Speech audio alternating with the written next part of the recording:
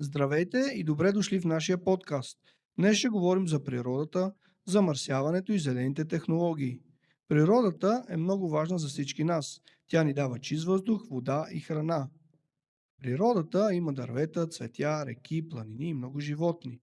Но много често хората замърсяват природата. Това не е добре за хората, нито за животните. Днес ще поговорим за това, как можем да пазим природата и как зелените технологии помагат за това. Какво е природата за теб?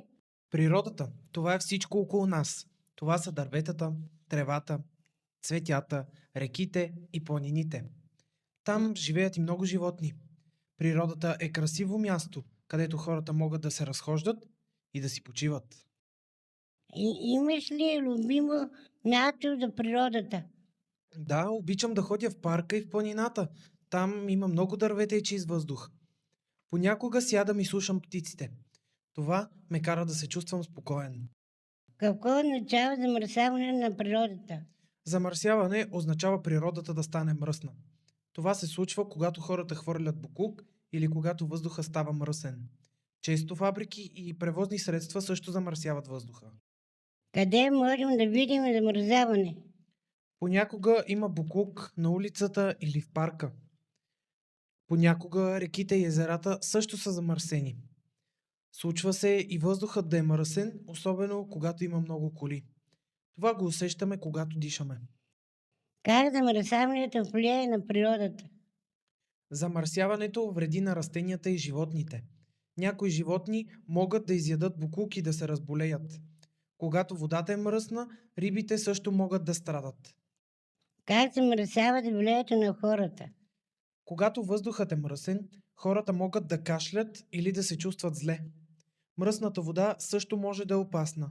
Затова е важно да пазим природата чиста.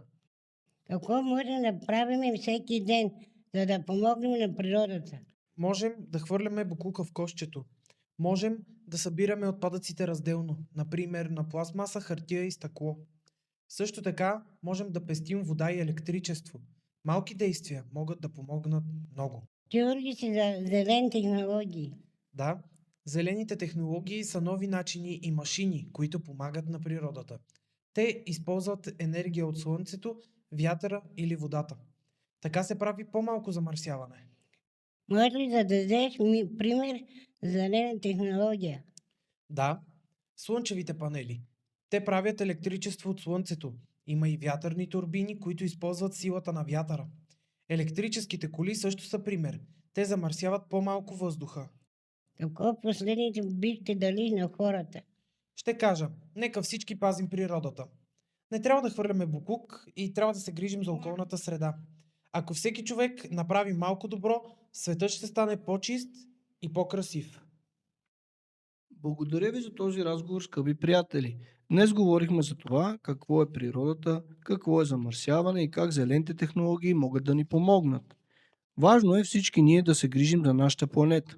Малките действия, като хвърляне на боклука в кошчето или пестенето на вода, помагат да направят голямата разлика. Благодарим ви, че слушахте нашия подкаст. До скоро и нека пазим природата.